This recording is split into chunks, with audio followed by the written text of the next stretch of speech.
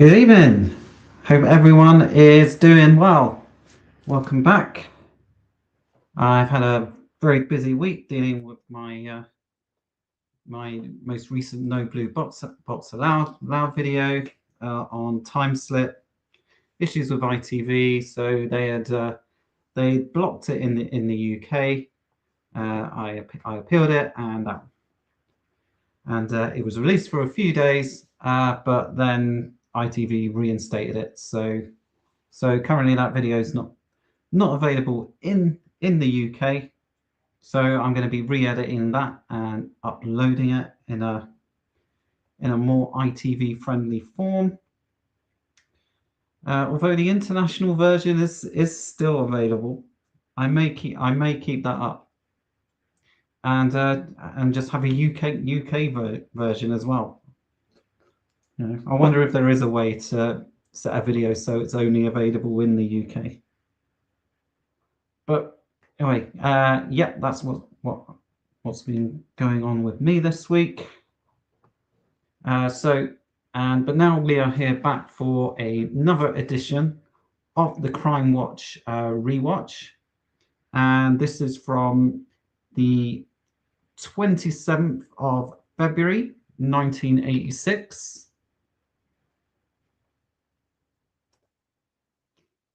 Yep, absolutely. I mean, technically, I could still appeal it, but honestly, it's probably not really even worth it. Okay, all right. So 27th of February 1986. This is what's happening. So in the news, we had Earl Attlee, the son of former Prime Minister Clement Attlee, with his novel approach on how to deal with drug dealers by pumping them full of heroin and dumping them on the street. And then there was the actress Hayley Mills. It turns out she was in a relationship with a younger man who was also a member of the National Front. What a great judge of character. In sports news, Captain Marvel, Brian Robson, spared England's blushes as they came back to win 2-1 in a friendly against Israel. Number one in the hit parade, as my dad still insists on calling it, was Billy Ocean, When the Going Gets Tough. And number one in the album charts was Dire Straits, Brothers in Arms. Their seminal work. Dire Straits. I can take them or leave them, but I know there are a lot of people who are big fans. And number one at the box office, still Rocky IV. I guess people just loved Ivan Drago. If he dies, he dies. So anyway, that's what was happening in the UK at that time. So now onto our episode. If you remember last week, there was way too much disco dancing going on. My feet were frankly worn out from it. Will it be better this week? Well, I already know, but yeah.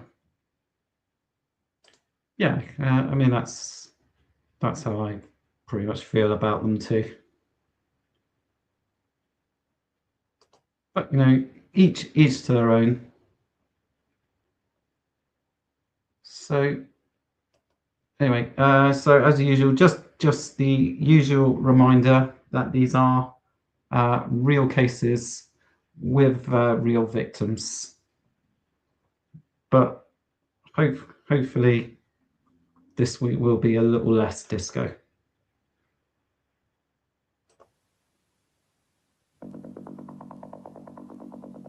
So let me know that the sound is coming through.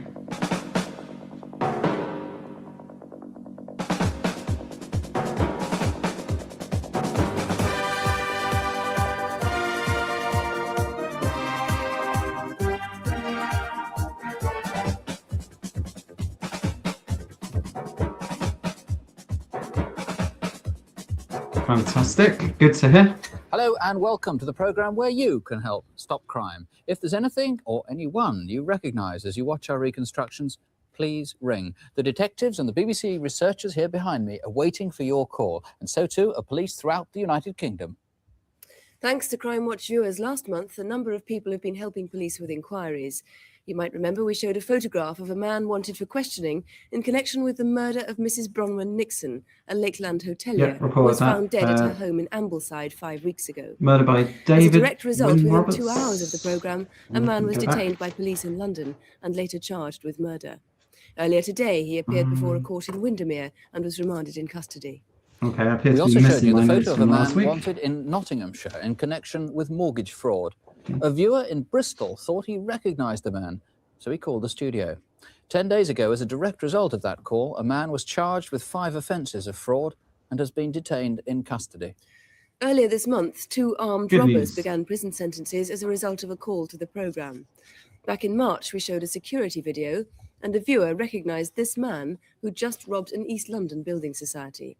He has now been jailed for 7 years on 4 separate offences, together with 2 accomplices who were convicted of related crimes. On our first case tonight, police are... Before I forget, I do have an announcement relating to this that I'll make at the end of the show. Looking for a random killer, a man who's killed once and might kill again. His victim was a girl of 19, and detectives are appealing to you to watch this reconstruction very carefully to see if you can help. Think back to just before the new year, Sunday the 29th of December. It's the first Sunday after Christmas. The place? East London. Beside the canal at Hackney is an area of workshops and printworks, largely silent for the Christmas holiday. That Sunday, December the 29th, the roads here were deserted. But one printer's, Fairway Graphics, had deadlines to meet, and because of problems with machinery, Paul Tidyman, an assistant printer, had been asked to stay behind to do some overtime. But is he a tidy man? Yeah, look, it's me. Look, I'm going to have to work late tonight. Is that all right? Yeah? Do you want to come over here? Well, you better tell me how to get there then. Although Alison had been Paul's girlfriend for 3 years and they'd been engaged... This is pretty irresponsible. ...never been to where he works. Cross one road, and you'll see Fairway Graphics on the right-hand side. All right? Now walk through the gate, and I'll be there. What time shall I leave? Well, if you leave between about 5:30 and 6 o'clock, then I'll start looking out for you from around 7. All right, see you later then. Bye.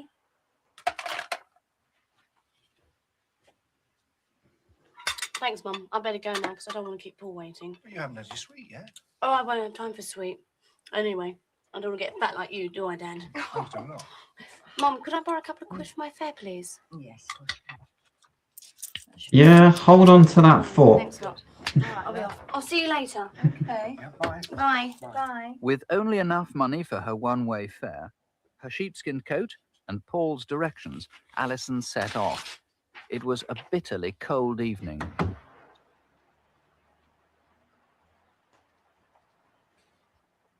Alison walked 300 yards to the bus stop outside Upminster Bridge tube station. A passerby remembers seeing someone like Alison standing there, waiting, at around 5:45.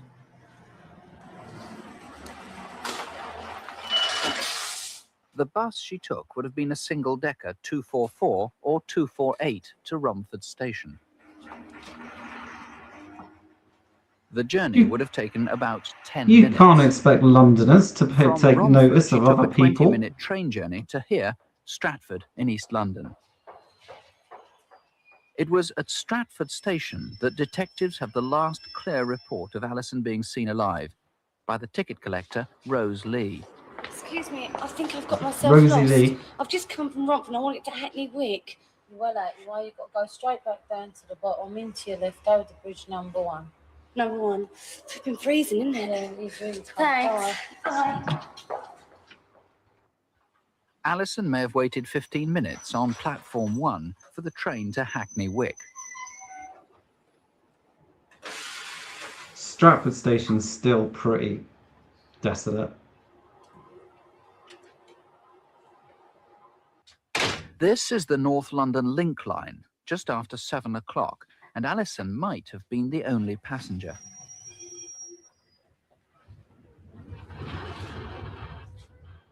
The journey lasted just 2 minutes. Hackney Wick is the first stop. And remember, you could open the doors of trains.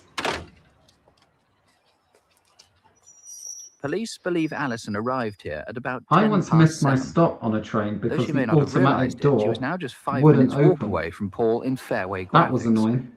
But she never got there. From dozens of possibilities, detectives are now concentrating on 3 main theories about what happened in the hour before she died. Theory 1 is that Alison was followed from the train. Which theory is correct? Maybe we'll find out.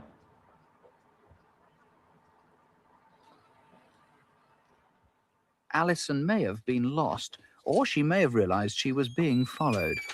A minicab company remembers receiving a call from a young woman at 13 minutes past 7. Hello, I'd like a cab, please. I'm at Hackney Wick Station, and I want to go to Hackney. A delay? How long of a delay? Either her time ran out, or she couldn't wait. Just trying The to line think what the... went dead. The cab telephonist remembers that there's the caller only sounded distressed. That's not a massively long walk, Hackney to Hackney Wick, I don't think. I'll have to check a map.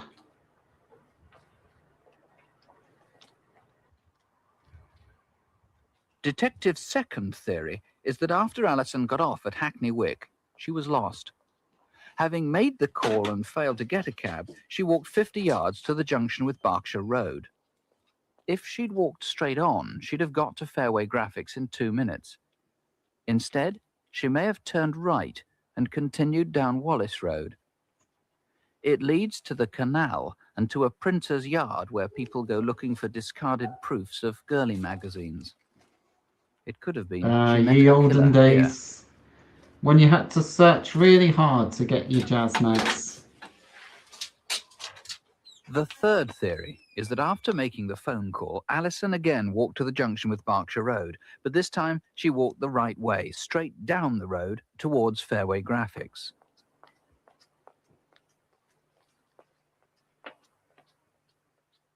When she got there, she would have seen the sign saying Atlas Works, which she knew was another name for Fairway Graphics. But instead of going to the main doors, maybe she turned down to the side. It leads to the canal.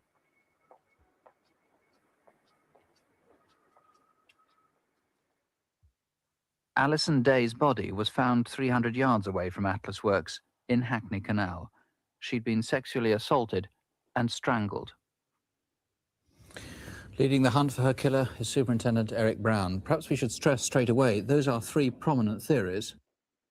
Before we get into it with a detective, one thing I'm going to start doing is I have to go back through all the older episodes again. I'm going to try and keep a database for all the investigating officers there that come on here, because sometimes they might appear multiple times. So it might be good to know if this is someone we've seen before. That's a work in progress. They're just best guesses, but there are other possibilities. Yes, there are. Alison could have been picked up by a car, someone purporting to be a minicab, or she could have used the S2 bus. Now, a lot of it is guesswork because the last definite sighting is Rose Lee, the ticket collector at Stratford. What do you know about the time from about 7 or 7:10, whenever it was, 7:10, 7:20, that she arrived at Hackney Wick? Well, she got off the train at the the telephone box. She made that telephone call, and eventually her body was found in the canal at 8:10. How do you know she went into the canal at 8:10? Because her watch stopped at about 8:10, and it's been examined forensically. And we can say that it did stop immediately. It went into the water, and other forensic examinations. Still sounds confirm quite that. an So assumption. she got off the train at 7:10 or 7:20 and was in the canal by 8:10. Yes. Now, what might people round there, if there were people around there, other than the killer, have heard or seen? They might have heard Alison scream, or they might have heard a splash as this coat was put into the canal separately from Alison. Or they might have seen someone on the Trowbridge estate, which is the estate close to the scene, carrying a coat like this. And this was put into the canal very close to the Eastway Bridge. Right. And you brought some shoes. These her shoes recovered from the canal? Yes, that's no, they're not. Her shoes, these are very like her shoes. Her shoes are missing. And we would be very interested to hear from anyone who's seen a pair of shoes like this discarded somewhere. Have other women been attacked in this area? Yes. More on that. Women have been attacked in this area. We'd be very interested to hear from any women that have been attacked in Hackney Wick or Leighton or Bow, which are very close. Now, the crucial time, presumably, is anybody who has been attacked or anybody who's been frightened by a man in that area, around Christmas time this year? This attack, remember, was the last Sunday of the year, that Sunday after Christmas. Yes, that's right. That's the crucial time. But we'd also be interested to hear from women who've been attacked in, say, the last 3 or 4 years in that area. Really, as far back as what, 1980, 81, 82? Yes, that's right. Okay, well, if they will ring, please do. If you can help, do ring us now. Here's the number, 01811 8055. You can, if you want, ask to speak to a woman police officer. If you prefer, you can ask to speak to a BBC researcher. It is in absolute confidence. Or you can ring the police direct on 01488 5212 and ask for the Alison Day Incident Room. That's 01488 5212. Okay. All right. So the murder of Alison Day. Okay. And the preface this. We have a lot to go through on this case because this is actually a very infamous case. Okay. So we'll start. Okay. So first of all, we have John Duffy, who was convicted of 2 counts of murder, not just Alison Day, but also of I'm going to say this wrong, Martia Tambosa, okay, as well as 4 additional rape charges, okay. And then while he was in prison, John Duffy, he went through a series of psychotherapy, and eventually in 1999, sorry, I should have mentioned that.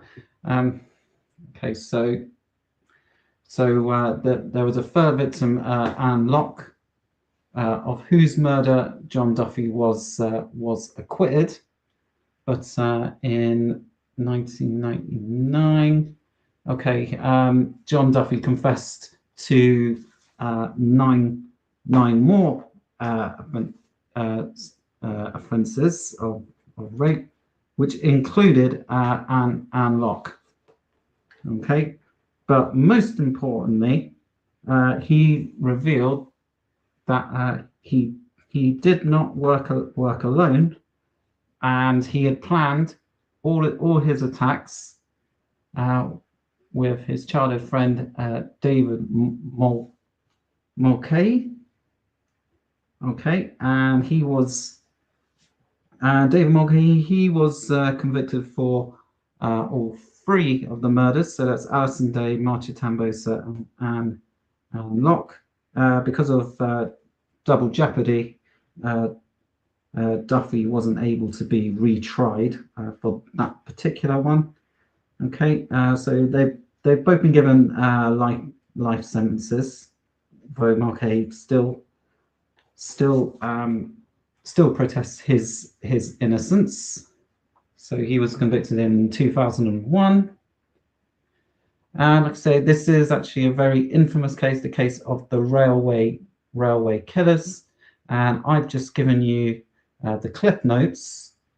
But luckily, you know, there's a whole documentary series you can watch about it. That's available on Channel 5, or you can also see it in on 5 Player, I mean, and you can also find it on Apple TV.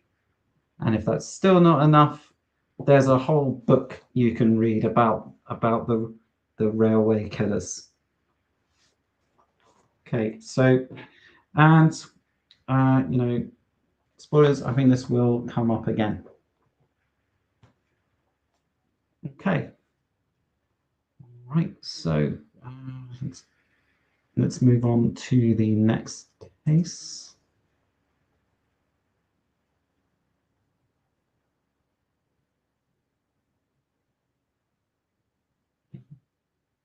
Yeah, like I say, it's quite an infamous case. Well, now the Crimewatch photo call. See if you recognise any of the 3 Photo faces call. Helen Phelps and David Hatcher will now tell us about. First to Gloucestershire, where police want to interview this man, Vernon Bentley. He worked in Gloucester between June and December 1984, specialising in financial advice for small businesses. More than 12 months ago, he disappeared, and with him, more than £8,000 entrusted to him by clients. We think he may be working as an accountant somewhere in the north of England, where his West Country accent may make him distinctive. If you've seen him, please ring us. And you may remember this photo. So, fraudster Vernon Bentley there. And that one, don't worry, you don't have to get up just yet. Because he was found. He wasn't living in the northeast. He was living in London. But yeah, in July 1987. Yeah, he was arrested and convicted of fraud. Okay.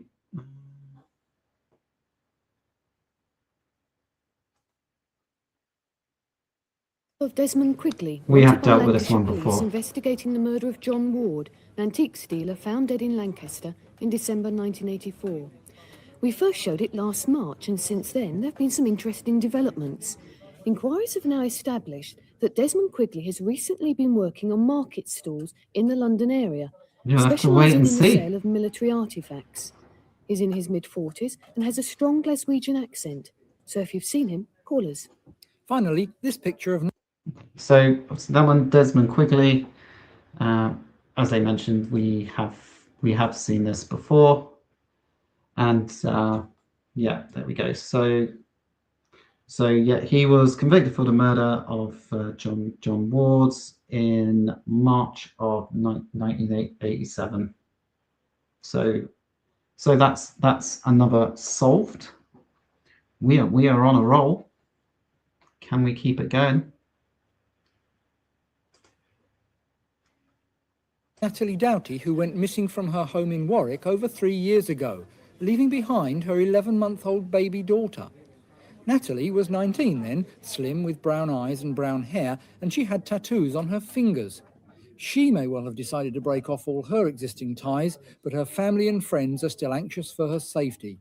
A call in complete confidence might just reassure them. If you've seen her or any of the other faces on our photo call, please give us a ring. The number, if you do recognise any of those faces, 01811. All right, so Natalie Doughty, and yeah, still no disco. Yeah, she was eventually found. Her body was found lying next to a road in May 1987. But the police ruled out any foul play. So not exactly sure what happened to her, but yeah. One other detail I have been able to find out, which is a bit sad, is her husband Stephen actually passed away the day after this this broadcast from a kidney failure. So yeah, he never knew. But yeah, her body was found. But yeah, they don't. But police didn't think anything suspicious about it. Well, there we go.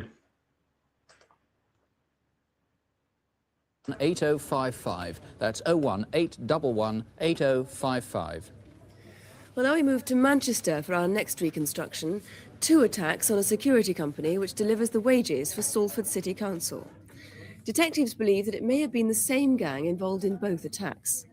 For security reasons, some details of the wage delivery procedures have been changed. Our reconstruction starts just before Christmas with the first attack in Swinton, Manchester. 8 o'clock on the morning of Thursday, the 12th of December. This Land Rover was spotted moving through the yard at the back of Grosvenor Road Primary School in Swinton.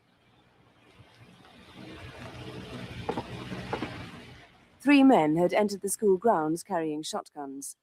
Their target They do was the love Thursday their morning payroll. they do love their raids. They held staff at gunpoint, but panicked when the security van due to deliver the wages failed to turn up. At 8:15, the men made their escape empty-handed. That blue Land Rover had It is been a classic. stolen the night before in Oldham, 11 miles away.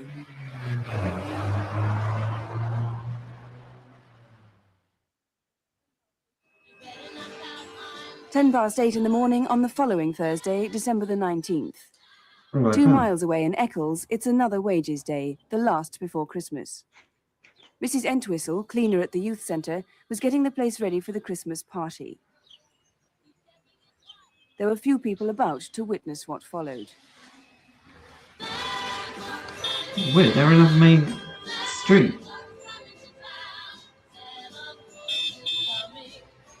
I hope she's in today. She was off last week. I won't be a second. All right, well, I guess no one got paid last week then. Where were you last week? Oh, I were off poorly. I'm sorry to hear that. You better know. I am, thanks, love. Well, I wish you Merry Christmas then. Nancy. Right.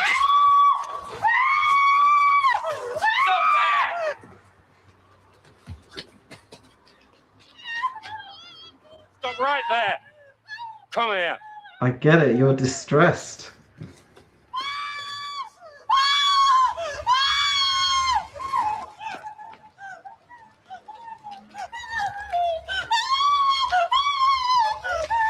Right then, come on, open the bloody door. Don't touch anything, just open the bloody door. Shut up, you stupid bitch. Right, you, in the back. No messing there. Oh, come on, put it in too. We can't leave her here like that. Right. Come on. Move. Move. Come on. Get Oh, well, in. she would have just stood like that for the next hour, I reckon.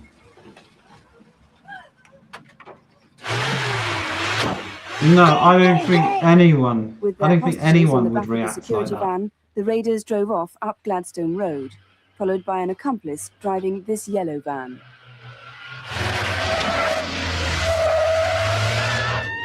Watch it. If she doesn't stop bloody screaming, shoot her.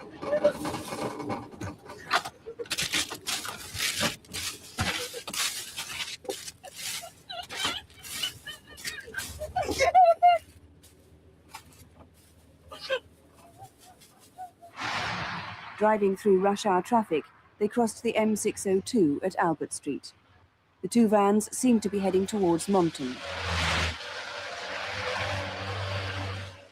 But they must have known the area because less than a mile outside Eccles, they turned off down a Looks small like- service road towards some secluded garages. Right, this is it. Bloody George here yet. Bloody George. You, get on the floor. Get your heads down. Right, don't move.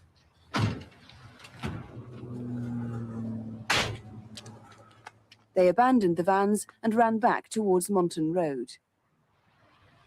They probably cut through this car park behind Annesley Court, a block of flats. A stone's throw from the M602. And they got away with £100,000. Leading the inquiry is Detective Inspector Arthur Provost. Why do you think it was the same gang involved in both those attacks? Well, I believe... Okay. So in Crimewatch do love their raids. So Arthur here is gonna tell us what details he has to look out for. Hopefully that woman stopped screaming by now. And let's hear. That there are certain details which tend to link these two crimes. For example, both crimes were committed early on successive Thursday mornings. In each case, the target was an armour guard security vehicle. And most significantly, in each case, we have 3 masked robbers, 2 of whom have sawn-off shotguns. Yeah, that did seem a bit unusually high, didn't it? The first attack at that school in Swinton, they used a blue Land Rover which was stolen the night before in Oldham. In the Eccles raid, their yellow Transit was stolen from Kersley in Bolton, Greater Manchester. That was the night before the robbery. And a white Ford Escort was stolen on the morning of the robbery in Eccles, and that was found a few days later dumped in Stretford. And so presumably that white Escort is a pretty significant clue. Yes, indeed. We believe this could have been the getaway vehicle. It's certainly a possibility. Now, that vehicle was abandoned in the Gorse Hill district of Stretford. Clearly the Ford Cortina was being phased out by this point. So we'd be very interested in anybody who saw that vehicle between the 19th and the 24th of December. Right, and it's just those dates we're interested in, not in anybody who's seen it since then, of course. No, just those dates. And it's XBF 686J, just to remind you. You've one of the guns that was used in the raid with you now. What's significant about that? That's correct. We recovered this sawn-off shotgun from the rear of the stolen yellow Ford Transit van. And marked look at him with his hands all over it. Are the letters and numbers YA. He's not worried about contaminating the evidence. So if anybody can come forward and identify that. Incidentally, it's a very dangerous weapon, I gather, for the person who's using it. Is it so unsafe? It is in very poor condition, but I'd be very interested in anybody who recognises this gun as it is now, or as it was in its original state with a complete barrel and complete stock. Right. And what descriptions do you have of the men involved?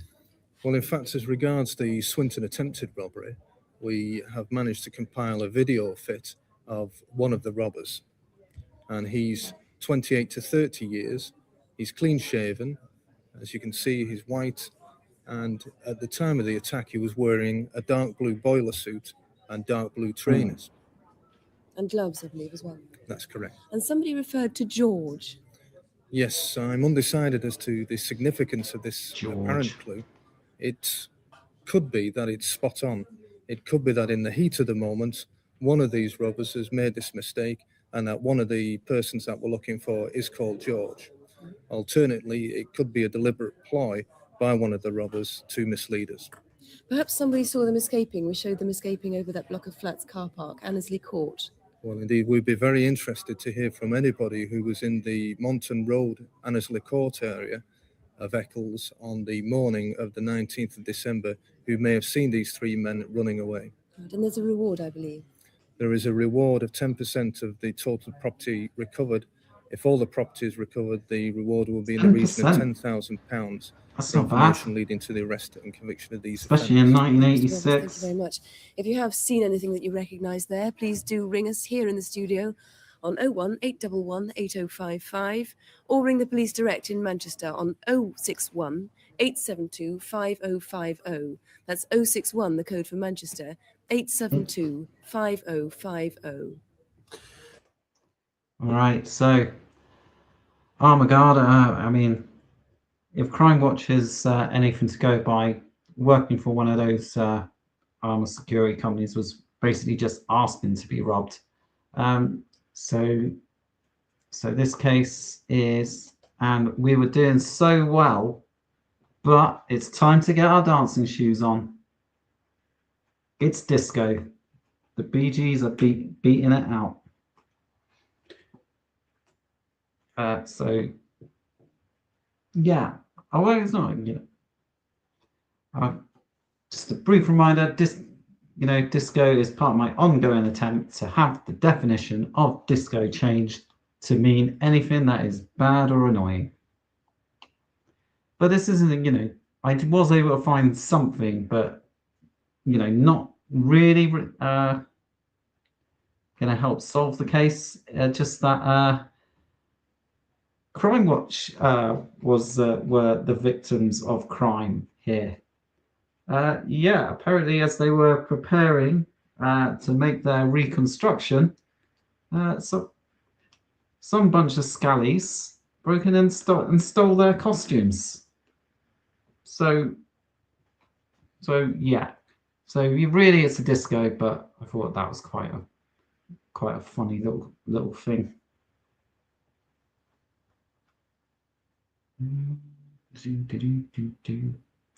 Sorry, I've got Santa Clauses coming to town stuck in my head now. And now to our incident desk. Crimes from around the country that your calls bloomin' might crime. solve. Tonight, police need your help to catch a robber who struck in Belfast city centre, a bogus doctor who's been conning Midlands people for over 4 years, a man who raped a Sussex schoolgirl, and a gang who robbed a post office van of almost £100,000. Here are Superintendent David Hatcher and Police Constable Helen Phelps. Superintendent. First, the hunt by police throughout the Midlands for a man who's committed at least 8 indecent assaults by posing as a doctor. He began his career in Coventry in 1981, then turned up in Leicester in 1982, and again in Nuneaton in 1983. Most recently, he's been in Birmingham, in the Sheldon area, where 5 weeks ago he assaulted 2 girls. We've reconstructed the events leading up to this latest incident using a particularly good lookalike. So far, the bogus doctor has stalked his way into people's homes, into factories, and in Sheldon, into a hairdressing salon. Can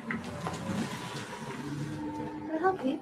Good afternoon. Are you the manageress? Yes, I am. Environmental Health and Safety. My name's Alan. How do you do? Now, I have to make an inspection of your premises today. Yeah. Could you show me around? Yes, I suppose so. If you'd like to come around this way, I'll show the office first. Thank you. Typically, you normally get an advance warning of these things. Yes, well, that all looks nice and clean. Now, do you have any YTS trainees employed here?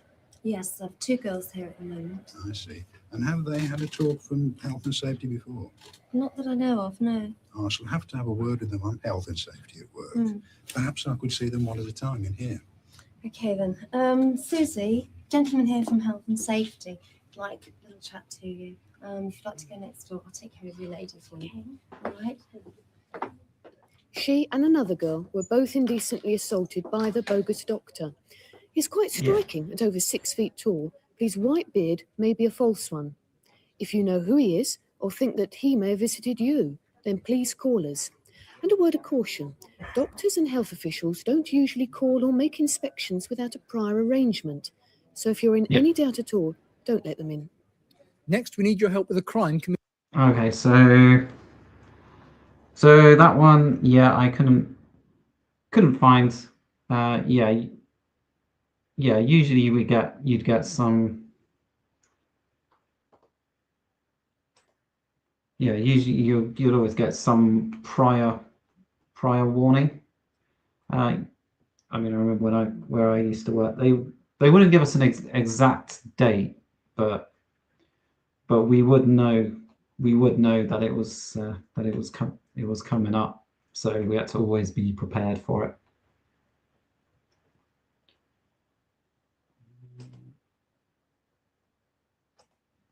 But yeah, I couldn't find anything on that one. Cases like this, what was I going to say? The cases like this, they don't get the disco treatment. I did find links to the original story about the hairdresser, but I couldn't find any more information after that, and it didn't help that when I did my search, there was another guy operating in the same area who had the same MO, who was arrested, but he didn't match the description of that guy. He was a lot younger, and he was and he was an Asian man. So, but right, there we go. All right, let's just move on to the next one. In one of Belfast's busiest streets. Late in the afternoon of Thursday the 2nd of January, 4 men were involved in a robbery at the National Provincial Building Society on the corner of Berry Street and Royal Avenue. It was just before 5 when they made off with £2,000 stuffed in a white bag. This is a photo of one of them caught in the act. He's 20 to 30 years old, 5 foot 7 inches tall, with a slim build, swarthy complexion and several days' growth of beard. If you think you know him, please give us a ring. For 7 weeks now. Okay, so yeah, it's a building society robbery. We know what that means. That means we're up on our feet. It's disco, baby. Yes, suave. It's not a word you see used very, very often. But yeah, most people would just say olive.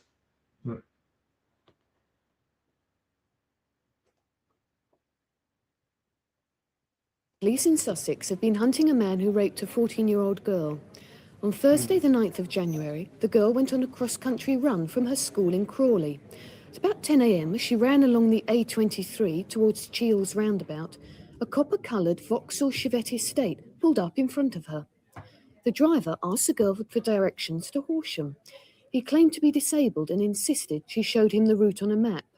At that stage, she was dragged into the car, driven 2 miles along towards Pease Pottage to a quiet country lane where she was raped. We've got a good description of the man. He was between 35 and 40 years old, about 5 foot 10 inches tall, well built, with fair hair. The girl remembers he didn't sound like a local, and despite that disabled sticker on the car's rear window, he wasn't disabled. Perhaps the most important clue was the driver's map. It had pencil markings around Dorking with the name Audrey written on it. If you've any idea who the girl's attacker is, or if the name Audrey means anything at all, please ring us in complete confidence. Finally to Bournemouth on... Okay, so as is often the case with these, no further information on the attack, because why isn't this?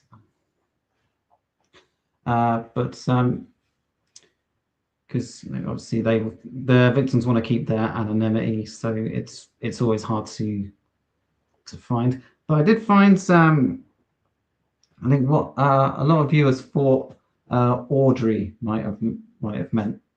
So they think it might have been in reference to the Atomic Weapons Detection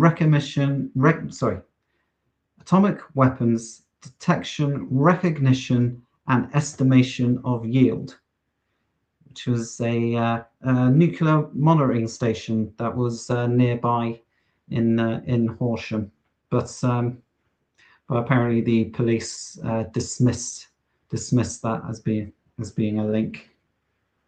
It was just coincidental. Make what you will of that. Okay.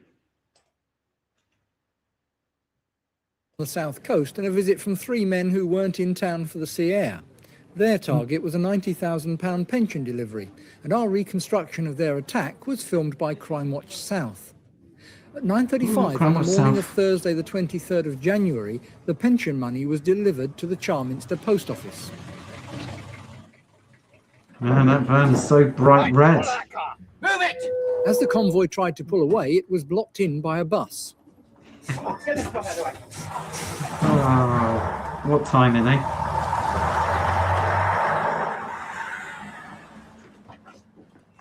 Come on! Just around the corner in Nortoft Road, they switched the money to this stolen brown Sierra. What's happened to the Passing motorist who Cortinas, saw eh? the robbery gave chase, but was soon warned off.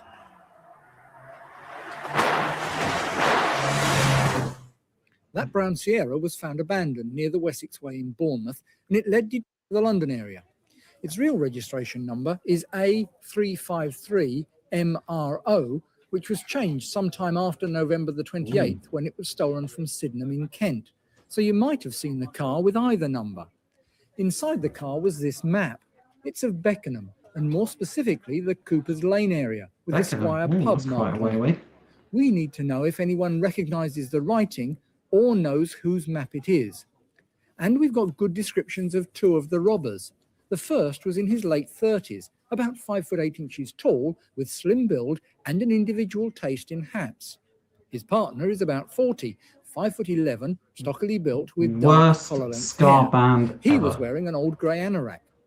If you recognise them or anything else on our incident desk, ring us now. The number to call, 01811 8055. That's 01811 8055. Okay, so post office robbery in Bournemouth. It's not a building society, but it's still a disco.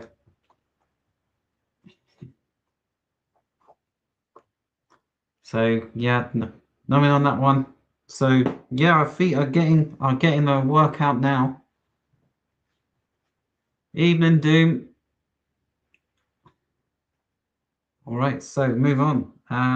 This is the last one.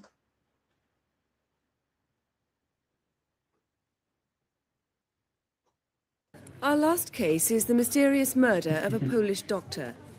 Danuta Kaczmarska had lived in this country for over 20 years and was a successful GP in Birmingham.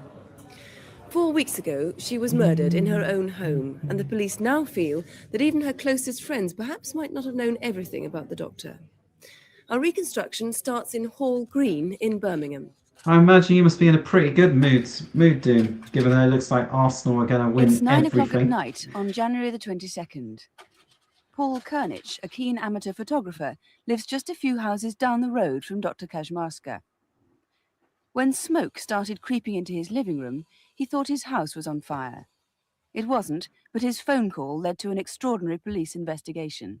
Fire brigade, please. Dr. Danuta Kaczmarska owned 2 surgeries in Birmingham, dividing her time between them. Some patients had No, it trouble wasn't pronouncing her Doctor name, Who. so she settled for Dr. K. Not this time. Morning, Irene. All right? Yes, thanks, you. Her personal life is something of a mystery. Police do know she contacted at least one man through his advertisement in a Lonely Hearts column. They met at the Robin Hood pub near her home. Yeah, and it looks like a member of The Cure was there with them. Dear Box 9199, I am a university graduate in a full-time profession within your specified age group. Interested in people, travel, reading, eating, and drinking, but not in sport. A smoker, solvent, without any ties, bored and fed up at times. If you wish, you may contact me by ringing the following number and asking for Kate. You live on your own then? Yes.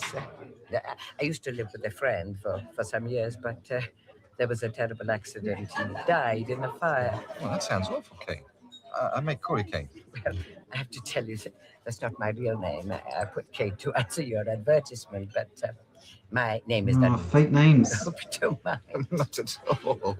Here's to the real lady, Danuta. And to you. This man has already provided detectives with invaluable information. And perhaps Danuta met other men through magazine or newspaper advertisements. If you met her under the name Kate or any other name, you too might help the police to piece together her story. And now, Madame, we must part. Oh, such a gentleman. Oh, An old Polish custom, I believe. very good. Very good. Good night. Good night. No. Anyway, I'm off to London at the weekend, so I'll phone you when I get back. January the 21st, the night before her death, and a relaxed phone call to a Polish friend. Do widzenia, pa. Police have now established that she'd Slovenia. applied to join a computer dating agency under another name, Diane Ansell, but she never posted that form. The following day, Wednesday, January the 22nd, Danuta went to her local supermarket on the Stratford Road, 4 minutes walk from her home. Oh, hello, Sandra. How are you? I'm fine, thanks, Dr. Kay. How are you? I'm fine. And the family, how are they? The children? Yes, they're all right. Oh, it's cold, isn't it? Freezing. What's all this food in your bag? Oh, I have a friend coming to dinner this evening, a patient and a friend, really. And I thought something interesting would be the thing to do. All these vegetables and so forth. I hope they like this kind of thing. Got it. Have a It's bottle of wine, they won't notice what they're eating. No, that's true. it's the Polish Deirdre Barlow. Thank you. I will. But that dinner was never to be. Did Dr. Kay meet anyone else on her way home to Coniston Close? Someone could have gone back to the house with her. We do know she phoned her surgery at 1:30 to check if she was needed that afternoon. People who need to learn to mind their own business. Me, Irene. Are there any messages for me? Oh, good, good. I am just busy chopping up some lovely vegetables for dinner tonight. No, I enjoy doing it. All right, then. I'll see you tomorrow then. Bye, bye.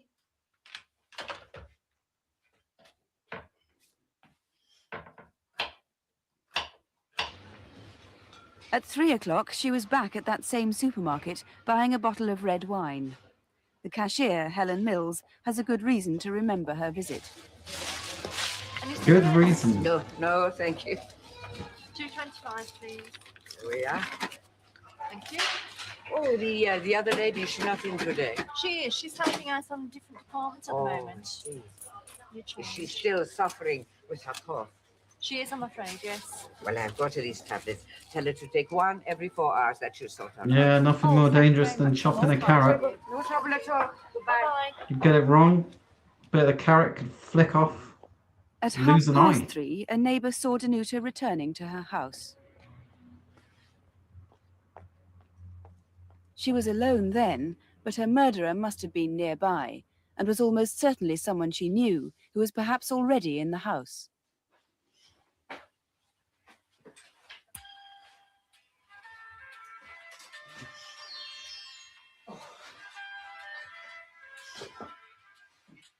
Possibly the last thing she did was to share a bottle of champagne with her killer. There we are.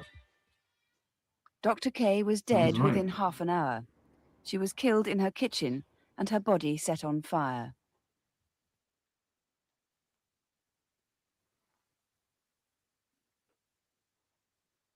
Oh, it all comes around to the start again.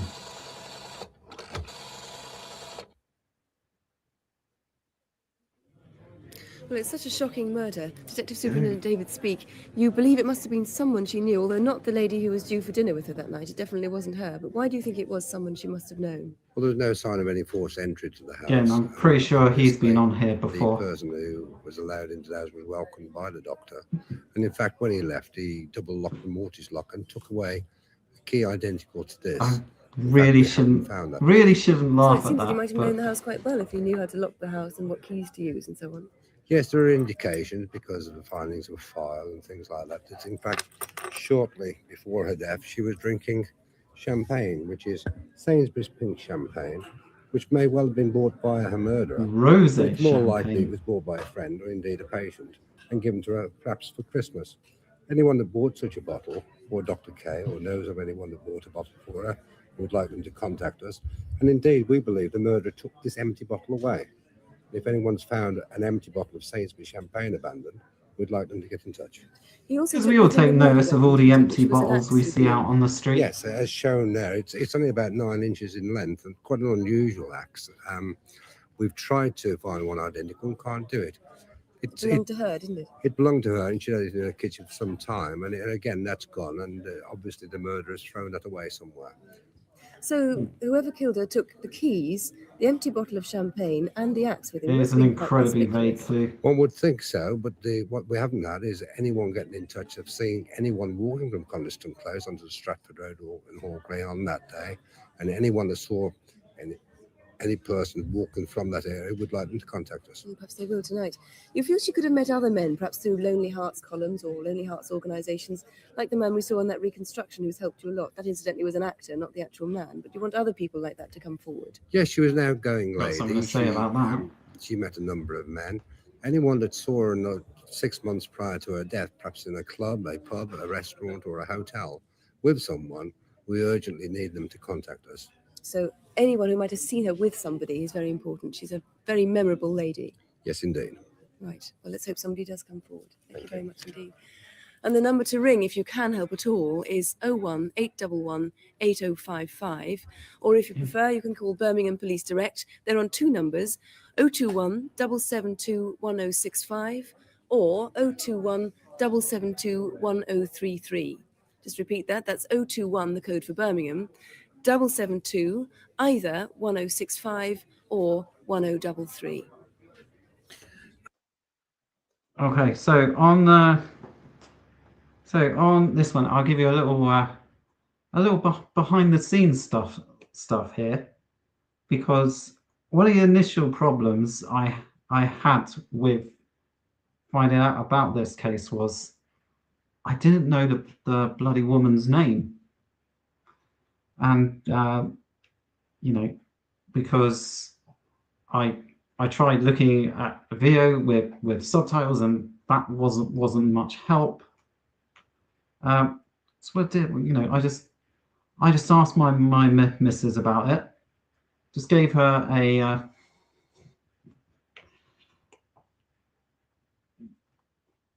okay, that's a mental image. That's going to stick now, isn't it?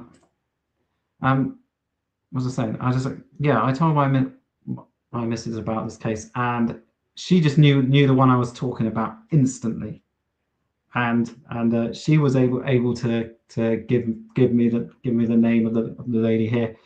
She's called, you know, Dr. Danuta Kazmarska, which I probably butchered the pronunciation on. But there you go. But anyway, this case is it's still an unsolved case. They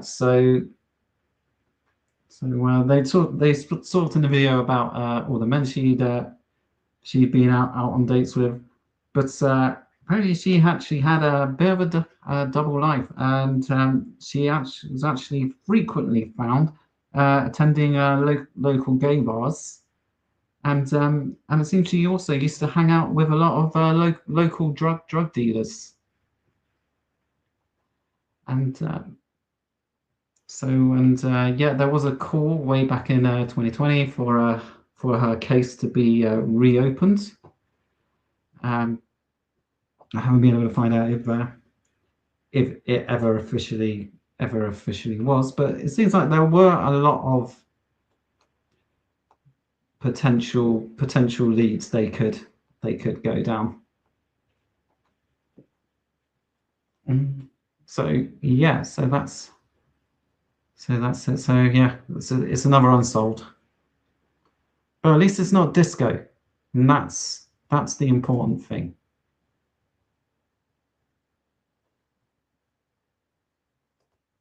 Okay. That would have been quite helpful to you then. Crimewatch can be a rather grim litany of crimes, but before we go, an appeal that could have a happy ending for someone. See if you recognise any of this lot. £14,000 worth of jewellery. It was recovered by police in northeast England, but it might conceivably come from anywhere in the United Kingdom. But the diamond ring, this one, these are all your little trinkets, dude. But you didn't even know you'd lost them. It was made in 1974, maybe to mark a special occasion. Equally striking is this elaborate cluster, 10 sapphires and 21 diamonds. And this we're just coming to here, 18-carat gold bracelet that has figures engraved on it, 75098VIMAR. Do you recognise that? They may mean something to someone. And there's also this collarette and matching earrings. Now, we know that's made in London, It's valued at nearly £1,000. Is it yours, or do you know whose it is? Very nice. But the most distinctive item, and somebody somewhere must surely recognise that, it's not a piece of jewellery at all. It's this leather-bound autograph book, and it contains sketches that date right back to the 1920s. I've marked some... So actually, this book is about a show is pretty cool, but yeah, I couldn't unfortunately find anything else about the artists inside it. Because it's terribly distinctive, and if you've seen this once, you'll certainly recognise it. The name on this one, H.H. Rickson, June 1925. Do you recognise that? Or again, if we go closer into it, there are other names, W.W. Wilcox, H. Ollivant. Do you recognise that picture there? And there are many others. This is perhaps the most distinctive. J. Dutton is the signature on the bottom, January the 28th, 1922. Beautiful, beautiful pictures all the way through it. There is another one. Someone must recognise it. The number to call if you do, 01811 8055. 01811 8055. Our lines are open until midnight. We'll be waiting That's for actually your a call. pretty cool item. And all the other numbers are on CFAX, that's on page 186. And so Bring is the back address. CFAX. Crimewatch UK, BBC TV Centre, London W12 8QT. Next month's programme is, as usual, on the last Thursday of the month. That's Thursday, the 27th of March. But we'll be back to tell you what's happened tonight in an hour and a half from now. That's Crimewatch UK Update at 11:40. Do remember, the biggest penalty we pay for crime is fear. Please don't let them frighten you, and please don't let us frighten you. We've shown you more crimes tonight than you're likely to encounter in several lifetimes. So don't have nightmares. Do please sleep well. Good night. Good night. Yeah, don't have nightmares. Oh yeah, I looked up to find out what it was where so basically Crimewatch inadvertently leads into something. It's called Gerbner's cultivation theory, where people believe the world to be more dangerous than it is, based on the images they see on TV, sometimes called mean world syndrome. But anyway, yeah, that's it for that edition. But I still have one more thing I want to say, because something I have started doing is, yeah, I've created a blog where I am going to start putting all the information I've found from these episodes up onto here. So I got a cool little database. That's crimewatchuk.blogspot.com. It's only got the entry for the first episode of June 1984 up there on the moment, but it's something I'm going to be working on, and so yeah, so that's going to be pretty cool. So like I say, it will have a link of, it'll be a guide to like all the episodes, the crimes that were featured, and whatever information I have been able to find. You know, even if it's disco. Yeah, it should be there in the description.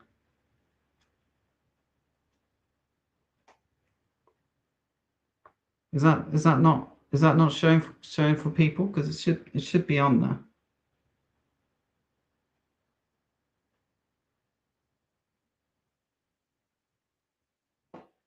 Okay.